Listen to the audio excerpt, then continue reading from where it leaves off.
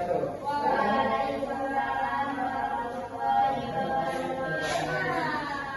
Saya saja akan mengajarkan setiap Quran menurut Abu Syubah.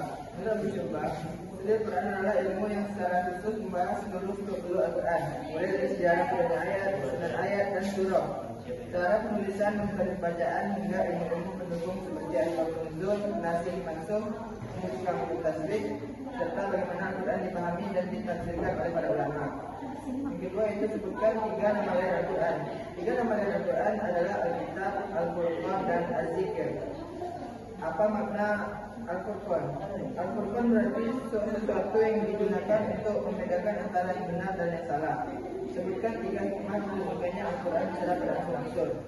Hikmah tentunya secara bertahap, yaitu menguatkan hati Nabi dalam menghadapi tentang dakwah, menjawab dan menemukan argumen para penentang Al-Quran, memudahkan umat untuk memahami dan menghafal Al-Quran.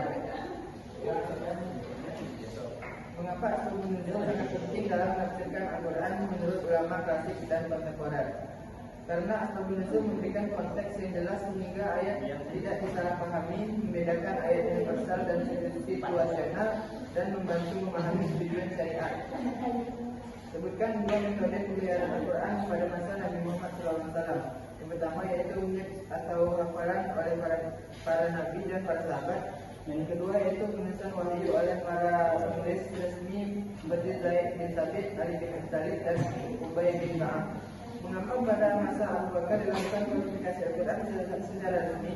Karena banyak penghafal Al-Quran gugur dalam peran imamah, sehingga dikhawatirkan Al-Quran hilang. Jelaskan kedudukan Al-Quran sebagai petunjuk hidup dalam kehidupan sosial dan moral. Al-Quran menjadi dasar moral yang menuntun manusia bersikap jujur, adil, dan berakhlak mulia.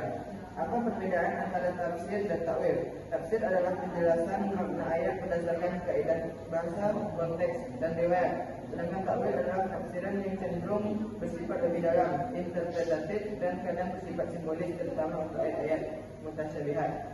Jelaskan mengapa riba baru terdefinisi dilarang dalam ekonomi Islam menurut Quran.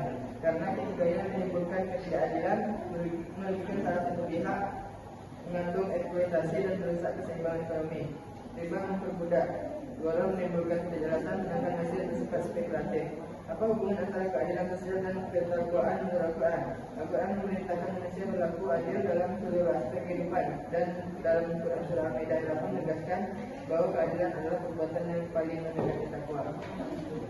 Jelaskan konsep makasih syariah dan kaitannya dengan ekonomi Islam.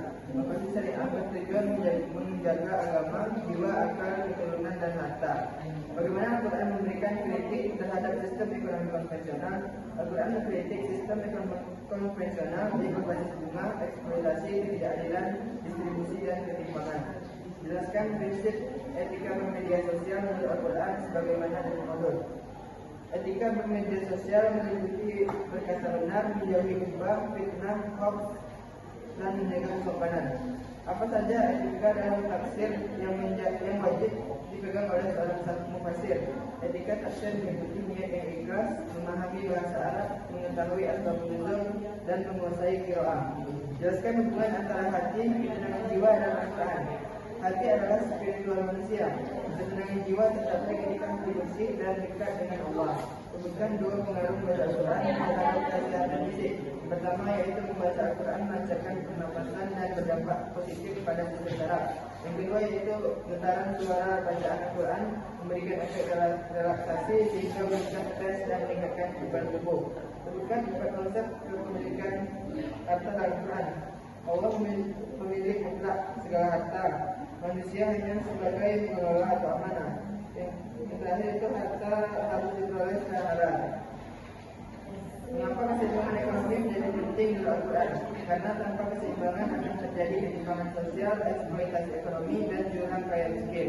Jelaskan bagaimana makasih syariah memastikan kesejahteraan ekonomi masyarakat. Makasih syariah menjaga 5 aspek utama: agama, jiwa, akal, keturunan, dan harta. Berikan 2 nilai etika bisnis dalam Islam. Yang pertama yaitu kejujuran dalam transaksi, tidak menipu atau menyembunyikan data barang. Yang kedua yaitu tanggung jawab sosial, termasuk tidak merugikan konsumen dan menjaga keberlanjutan lingkungan. Jelaskan konsep ekonomi kreatif dalam perspektif Al-Quran. Ekonomi kreatif dipandang sebagai bentuk inovasi produktif selama tidak bertentangan dengan prinsip syariah. Apa saja tantangan ekonomi kreatif berbasis nilai Al-Quran? Tantangannya antara lain yaitu kompetisi pasar yang ketat, risiko pelanggaran prinsip halal, maraknya praktik curang di media digital. Jelaskan bagaimana Al-Quran memberikan keseimbangan antara urusan dunia dan akhirat. Al-Quran mengajarkan agar manusia mencari kebahagiaan dunia tanpa lupa akhirat. Yang terakhir yaitu jelaskan bagaimana prinsip tabayun dalam dunia digital masa ini. Tabayun berarti memverifikasi informasi sebelum menyebarkannya. Mungkin aja yang bisa disampaikan. Assalamualaikum warahmatullahi wabarakatuh.